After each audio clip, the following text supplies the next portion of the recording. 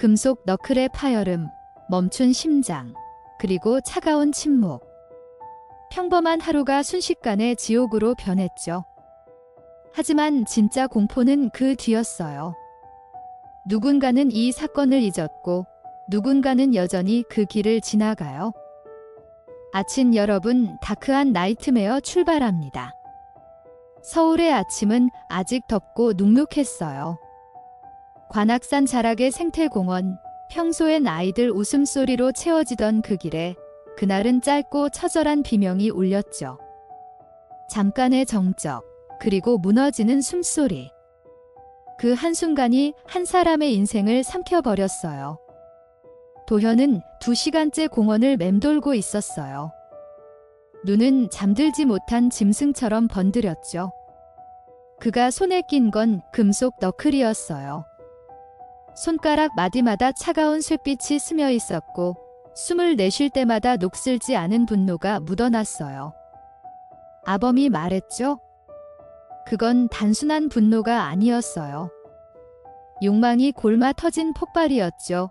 그 말처럼 이 사건의 시작은 이미 오래전부터 부풀어 오른 아기의 봉합선이었어요. 서연은 평범한 하루를 시작했어요. 출근 전 탁구 연습이 있는 날이라 운동복을 입고 집을 나섰죠. 아침 햇살이 비치는 길, 초등학교가 멀지 않은 그 길은 익숙한 평화로웠어요. 그런데 평화는 예고 없이 무너졌어요. 뒤따라오는 발소리, 숨소리, 그림자가 길게 늘어졌어요. 그녀가 돌아봤을 땐 이미 늦었어요. 너클이 휘둘러졌고 얼굴이 꺾였어요. 그 충격은 번개처럼 머리를 쪼갰죠. 그녀의 입에서 새어나온 건 비명이 아니라 마지막 호흡이었어요. 아범은 이렇게 정리했죠. 도심의 한복판에서 일어난 폭력은 더 잔혹해요. 누구도 예상하지 못했기 때문이죠. 그날의 공원은 한낮의 햇살 아래 있었어요. 아이들이 뛰놀던 그 잔디, 그 위에 피가 번졌어요. 경찰이 도착했을 때 도현은 도망치지 않았어요. 손에 묻은 피, 금속 너클 2개, 그리고 말도 안 되는 변명. 나뭇가지가 떨어졌어요. 그 한마디에 현장은 얼어붙었죠. 형석경위는 그를 수갑으로 묶고 동시에 쓰러진 서연에게 심폐소생술을 시작했어요. 20분의 사투. 그러나 그녀의 의식은 돌아오지 않았어요. 다크아님은 고개를 떨구며 말했죠. 그 순간 이 도시는 한 교사의 숨을 잃었어요. 그건 단순한 살인이 아니라 일상의 붕괴였죠. 서연의 휴대폰은 풀밭 위에 떨어져 있었어요. 화면은 깨졌지만 마지막 통화 기록이 선명했죠. 11시 44분, 등산객 신고가 이어진 건 그 직후였어요. 산책로 위로 뛰어올라온 형석경위는 숨을 헐떡이며 주변을 살폈어요. 잎사귀가 바람에 흩날리고 철제 너클이 햇빛에 반짝였죠. 그 금속엔 인간의 체온이 남아 있었어요. 그는 그 자리에서 도현을 붙잡았어요. 도현의 눈동자는 공허했어요. 무언가를 완성한 사람의 눈처럼 비어 있었죠. 아범이 낮게 말했어요. 악은 그렇게 조용히 완성돼요. 폭발보다 무서운 건 침묵이죠. 그 침묵이 바로 범죄의 숨결이었어요. 형석은 구급대를 기다리며 서연의 가슴을 눌렀어요. 그녀의 피부는 이미 서늘해지고 있었죠. 사람들의 발소리가 몰려들었지만 그 누구도 가까이 다가오지 못했어요. 그 자리는 보통의 공원이 아니었어요. 벤치, 나무, 그리고 숨막히는 공기만 남았죠. 구급대가 도착했을 때 경찰의 손등엔 피가 번져 있었어요. 심폐소생술이 이어졌지만 맥박은 돌아오지 않았어요. 그 한순간 도시의 모든 소음이 사라졌죠. 다크아님은 조용히 중얼거렸어요. 도시는 아직도 그 소리를 기억하고 있을 거예요. 그날의 비명은 사라지지 않았죠. 도현은 저항하지 않았어요. 고개를 숙인 채 숨을 몰아쉬며 말했죠. 나뭇가지가 떨어졌어요. 그 입가엔 미세한 웃음이 있었어요. 사람을 죽여놓고 변명으로 도망치려는 그 웃음이었죠. 형석은 말을 잃었어요.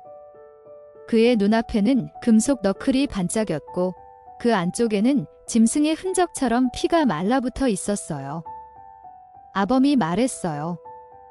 괴물은 만들어지는 게 아니에요. 태어나서 길러지고 방치돼서 완성되는 거죠. 그 말처럼 도현은 스스로의 어둠 속에서 오래 길러진 괴물이었어요. 서연은 병원으로 이송됐지만 그날 밤에도 깨어나지 못했어요. 의료진의 손끝에서 생명이 점점 멀어졌죠. 기계음만이 살아있는 사람처럼 울렸어요. 가족에게 연락이 닿았을 때 어머니 윤정은 울음을 삼켰어요. 전화기 너머의 침묵이 모든 걸 말해줬죠. 걱정하지 마. 서연이 마지막으로 했던 말이 떠올랐어요. 그 한마디가 비수처럼 가슴을 파고들었죠. 아범은 덧붙였어요. 사람은 언제나 평범한 말을 남기고 떠나요. 그 평범함이 마지막 인사인 줄 모르고요. 도현의 집은 공원에서 불과 몇 거리 떨어져 있었어요. 창문엔 어둠이 그대로 눌러붙어 있었죠. 그의 방 안엔 음식 포장지와 낡은 게임기가 어지럽게 흩어져 있었어요. 전화 기록엔 배달 번호만 남아 있었어요. 세상과의 연결은 음식 주문뿐이었죠. 부모는 그를 포기한 듯 방치했어요. 침묵 속에서 그는 스스로를 길렀어요. 컴퓨터 모니터 속에는 살인 예고 기사와 범죄 다큐가 반복 재생되고 있었어요. 다크아님은 낮게 말했어요. 그건 혼자만의 세계가 아니라 이미 다른 어둠과 이어진 통로였죠. 조사는 단순했어요. 도현은 경찰 앞에서 바로 시인했어요. 내가 했어요. 강간하려 했어요. 그 말은 너무 담담했어요. 마치 오래 연습한 대사 같았죠. 형석은 그의 눈을 똑바로 봤어요. 인간이라기엔 너무 차갑고 괴물이라기엔 너무 평범했어요. 그는 스스로의 악을 인정하면서도 죄책감이 없었죠. 아범이 낮게 정리했어요. 그는 반성하지 않았어요. 죄를 자백한 게 아니라 자랑하듯 털어놓았죠. 그것이 진짜 공포예요. 서연의 가족은 병원으로 달려왔어요. 윤정은 무릎을 꿇은 채 의식을 잃은 딸을 붙잡았죠. 일어나, 서연아. 그 목소리가 병원 복도에 퍼졌어요. 민수는 차가운 손을 붙잡고 흐느꼈어요. 그들은 아직 희망을 놓지 않았어요. 하지만 기계음은 점점 길어졌고 모니터에 서는 곳 직선이 됐어요. 눈물과 전류의 경계가 무너졌어요. 다크아님이 말했어요. 이건 사고가 아니에요. 한 여자의 시간과 꿈이 사라진 순간이에요. 사건 다음 날 뉴스는 도시 전역을 뒤흔들었어요. 교사 피살, 주거지 인근 공원서 강간 살해. 사람들은 분노했어요. 경찰청 앞엔 촛불이 켜졌고 학교에는 검은 리본이 붙었어요. 그러나 도현은 구속된 채 웃고 있었어요. 내가 한 거 맞아요. 그 말이 뉴스 자막 아래에서 울려 퍼졌어요. 기자들은 충격을 숨기지 못했어요. 아범이 말했어요. 세상이 분노할 때 그는 쾌감을 느꼈을 거예요. 범죄자는 주목받는 순간을 가장 사랑하죠. 수사 과정에서 경찰은 금속 너클의 출처를 추적했어요. 도현은 넉 달 전 인터넷으로 구매했다고 했어요. 흉기 구입 내역, 배송 기록, 검색어 모두가 범행을 준비했다는 증거였죠.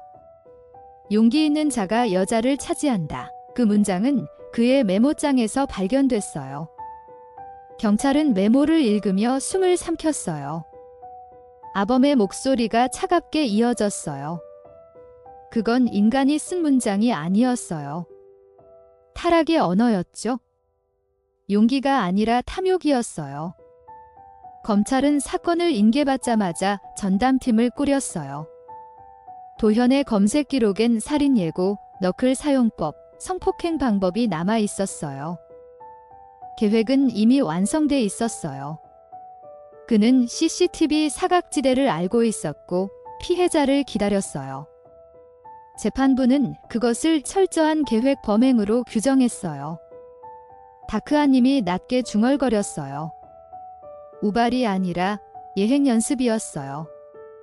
그는 이미 마음속에서 수백 번의 살인을 반복했죠. 법정 안은 냉기처럼 조용했어요. 도현은 수의 바지를 걷어 올리고 앉아 있었죠. 그의 눈빛엔 반성의 그림자조차 없었어요. 검사 지훈은 차분하게 묻기 시작했어요. 왜 그런 짓을 했습니까? 도현은 어깨를 으쓱이며 답했어요. 그냥 하고 싶어서요. 간간이요. 그 한마디가 법정을 찢었어요. 기자들의 펜이 흔들리고 방청석의 숨소리가 일제히 멎었죠. 아범이 말했어요. 그건 고백이 아니라 선언이었어요. 인간이 아닌 자의 냉소였죠. 그날 이후 세상은 그 이름을 악의 상징으로 기억하게 됐어요. 검찰은 무기징역을 구형했어요. 살인의 잔혹함, 피해자의 고통, 계획의 정밀함 모두를 열거했죠. 하지만 도현은 여전히 웃고 있었어요. 죽이진 않았어요. 그냥 때렸어요. 그는 계속 부정했어요. 마치 스스로의 죄를 놀이처럼 다루는 사람이었죠. 윤정은 방청석에서 울음을 삼켰어요. 손끝이 떨렸고 입술은 피가 날 정도로 물려 있었죠. 아범은 낮게 말했어요. 용서는 인간의 덕이지만 이 순간의 용서는 죄에 대한 면죄가 돼요. 그건 정의를 망치는 거죠. 서연의 죽음은 단순한 통계가 아니었어요. 초등학교 교사였던 그녀의 자리엔 아직 아이들의 그림이 붙어 있었죠. 책상 위엔 메모 한 장이 남았어요. 오늘도 아이들에게 웃음을 주자. 그 문장이 교실을 지탱하던 빛이었어요. 하지만 그 빛은 꺼졌어요. 민수는 교실 앞에 서서 울었어요. 아이들은 조용히 고개를 숙였죠.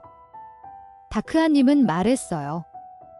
그녀는 아이들의 등불이었어요. 한 인간의 폭력이 수십 명의 내일을 꺼뜨렸죠. 언론은 도현의 과거를 추적했어요. 그는 중학교 시절부터 폭력과 게임 중독에 빠져 있었어요. 교사 폭행, 절도, 가정 폭력까지 이어졌지만 누구도 그를 막지 못했어요. 사회는 침묵했고 그의 분노는 커졌죠. 인터넷 게시판엔 그의 닉네임이 남아 있었어요. 나는 신이다. 그 이름 아래엔 잔혹한 판타지가 쌓여 있었어요. 아범이 말했어요. 악은 예고를 남겨요. 세상이 귀를 막을 뿐이죠. 그 예고는 경고였고 방치된 시간이 죄를 키운 밭이었어요. 도현의 심리평가 보고서는 차가웠어요. 반사회적 성향, 공감 능력 결여, 공격적 충동의 전문가들은 그의 눈에서 감정을 찾지 못했어요. 그저 관찰자처럼 사건을 말했죠. 그 여자가 먼저 말을 걸었어요. 그는 그 말을 반복했어요. 마치 자신이 피해자인 것처럼 말이죠. 형석경위는 그 대답을 듣고 자리에서 일어나 담배를 피웠어요. 분노를 삼키는 그 손이 떨렸죠.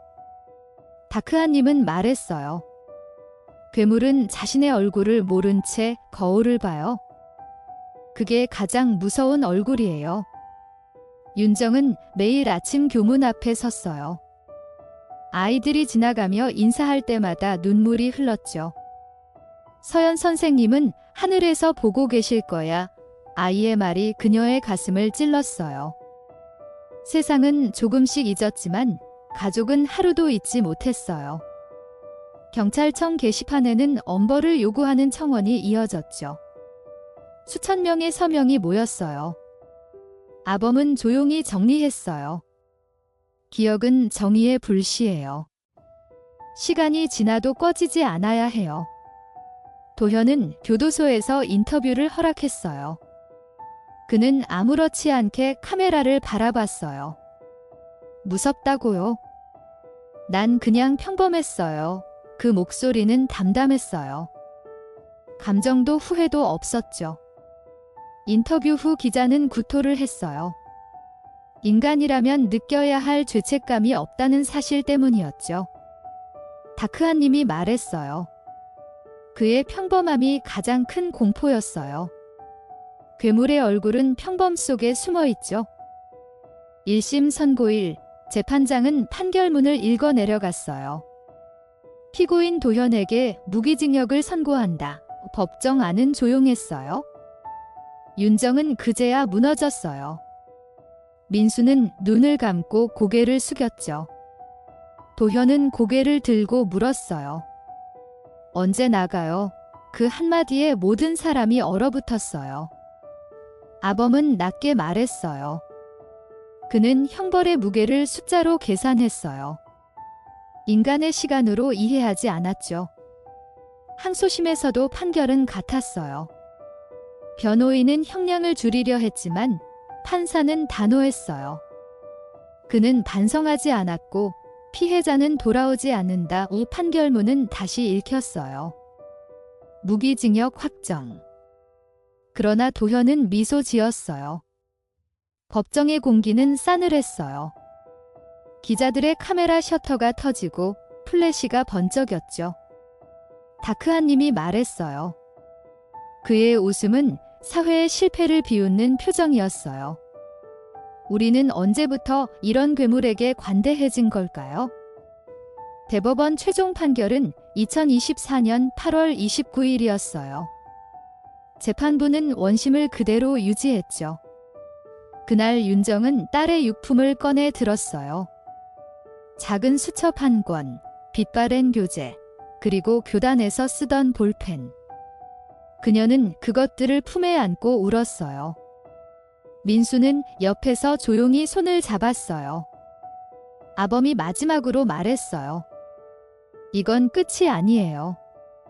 한 여자의 희생이 우리에게 남긴 질문이에요.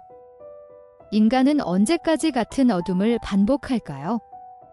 그날의 공원은 여전히 존재했어요. 시간이 흘러도 그 자리는 그대로였죠. 아이들이 자전거를 타고 지나가고 노부부가 산책을 했어요. 하지만 그 땅 아래엔 피의 기억이 스며 있었어요. 새들이 울고 바람이 불었지만 누군가는 여전히 그 비명을 떠올렸어요. 형석경위는 사건 현장을 다시 걸었어요. 나무 사이로 햇빛이 내려오고 풀잎은 흔들렸어요.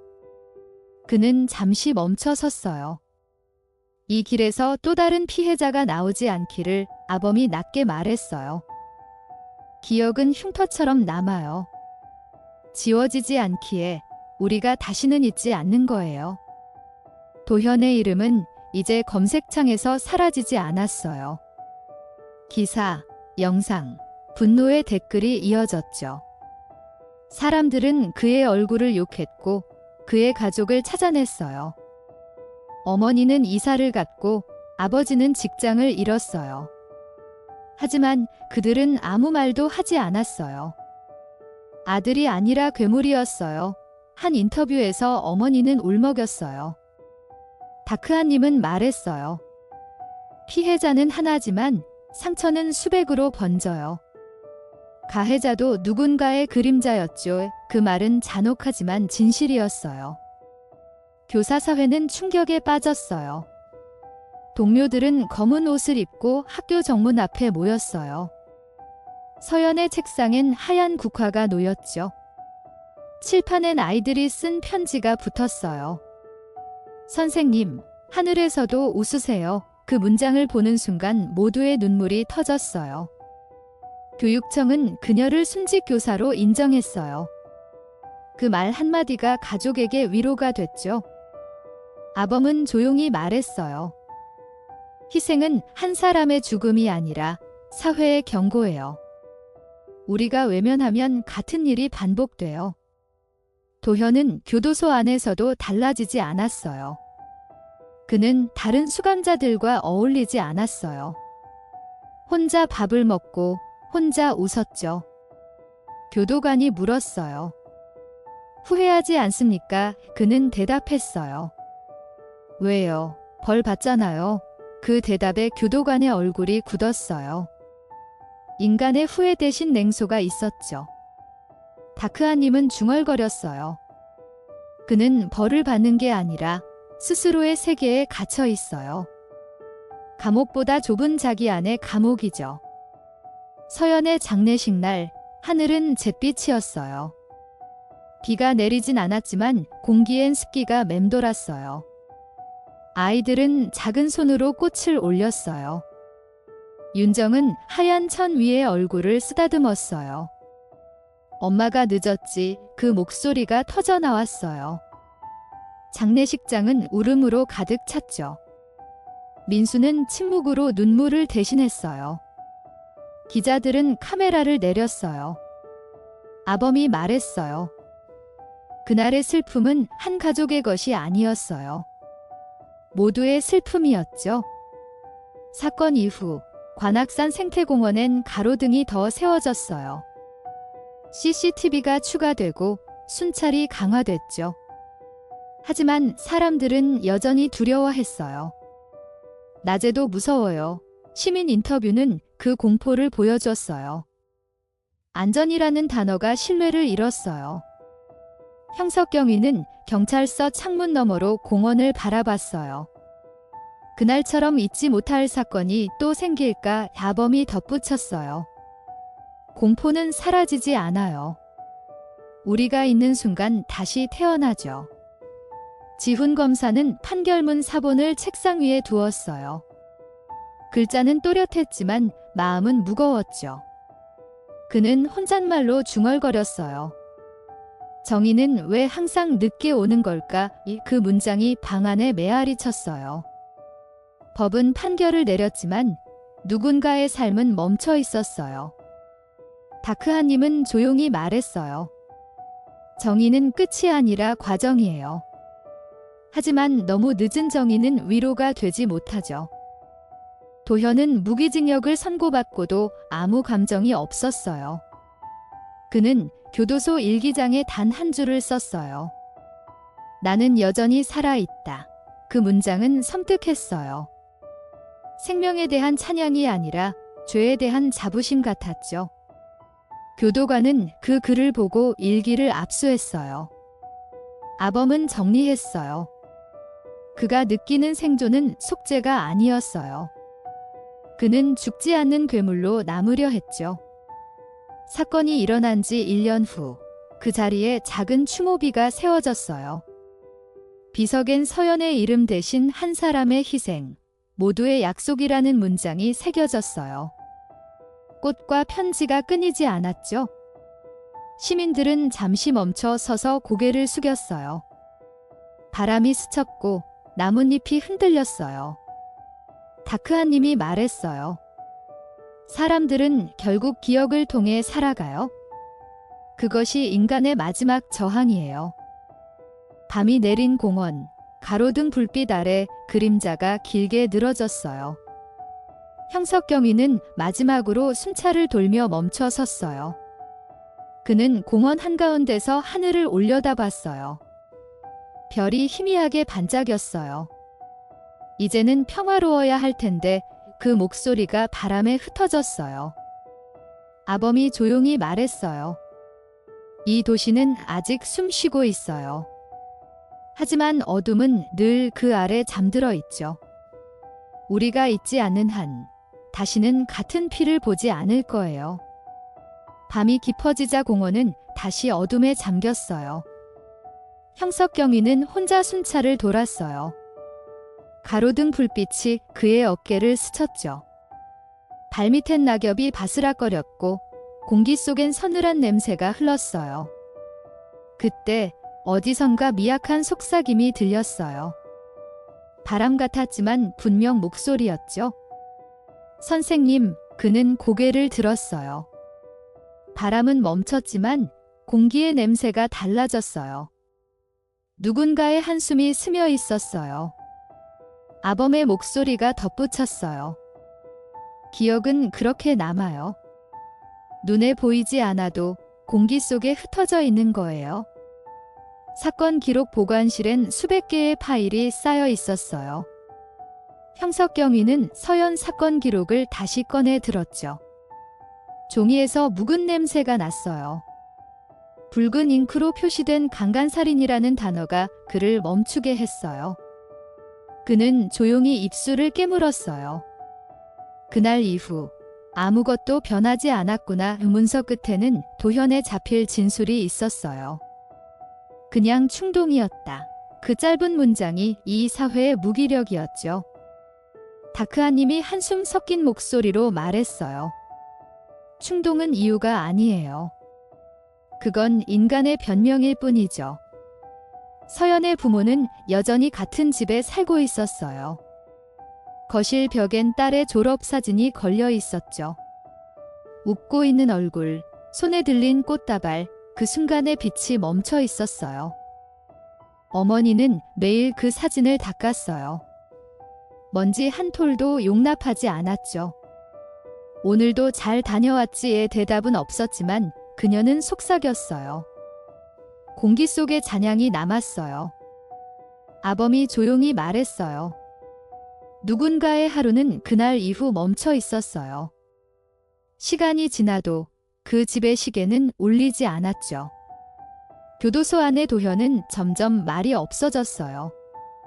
동료 수감자들이 그를 피했어요.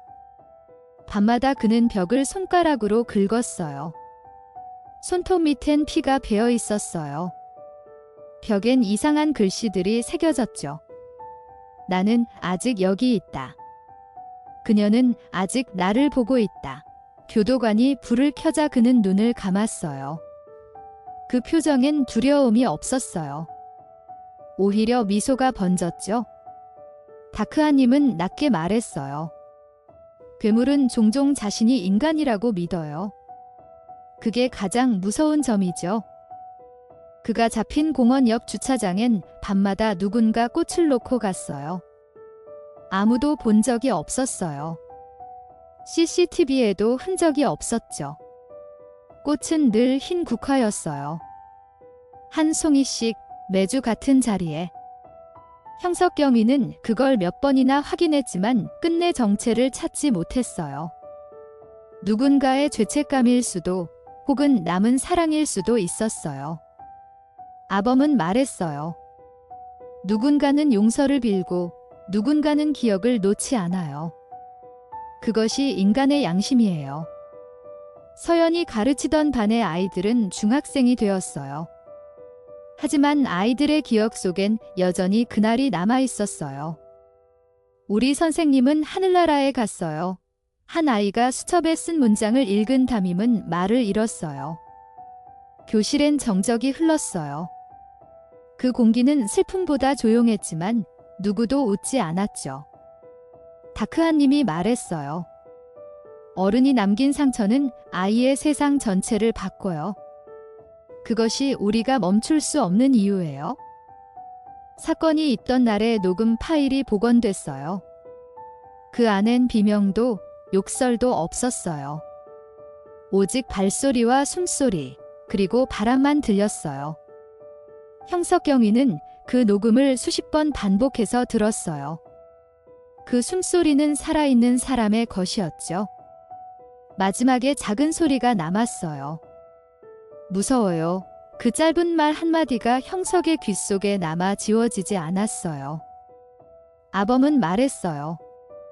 그 한마디는 모든 걸 말해요. 인간이 느끼는 가장 원초적인 절규였죠. 도현은 수감 5년째 새벽마다 잠에서 깨어났어요. 이마엔 식은땀이 흘렀죠. 그는 손가락으로 벽을 더듬었어요. 벽의 틈새에 새겨진 문장들, 그중 하나가 지워져 있었어요. 나는 아직 여기 있다. 대신 새로 새긴 말이 있었어요. 그녀는 나를 보고 있다. 그는 웃었어요. 그러나 그 웃음 뒤엔 공포가 숨어 있었어요. 다크아님이 속삭였어요. 악은 스스로를 잡아먹어요. 그것이 마지막 벌이죠. 형석경위는 정년을 앞두고 서류를 정리했어요. 그는 마지막으로 서연 사건 파일을 책상 위에 올려놓았어요. 손끝이 떨렸어요. 당신을 구하지 못해서 미안합니다. 그의 목소리가 떨렸어요. 아무도 듣지 못했지만 그 말은 공기 속으로 퍼져나갔어요. 눈앞에 그날의 장면이 떠올랐어요. 그는 눈을 감았어요. 아범이 말했어요. 진실은 끝나지 않아요. 누군가 기억하는 한 이야기는 계속 이어지죠. 밤의 공원은 다시 평화를 되찾은 듯 보였어요. 하지만 그 평화는 얇은 유리처럼 깨지기 쉬웠어요. 나뭇잎이 흔들리고 가로등이 미세하게 깜빡였죠. 형석경위는 하늘을 올려다보며 속삭였어요. 이제 됐죠. 서연 씨, 그 말 뒤엔 긴 침묵이 이어졌어요. 그리고 아주 작게, 정말 작게 바람이 대답했어요. 그래요, 아범이 마지막으로 말했어요. 이건 단순한 기록이 아니에요. 우리 모두가 남긴 상처의 증언이죠. 기억하세요. 어둠은 잊혀질 때 다시 태어나요. 이번 다크한 나이트메어는 여기까지입니다. 끝까지 청취해 주셔서 감사합니다. 작은 댓글, 구독과 좋아요로 힘을 보태주시면 큰 응원이 될 거예요.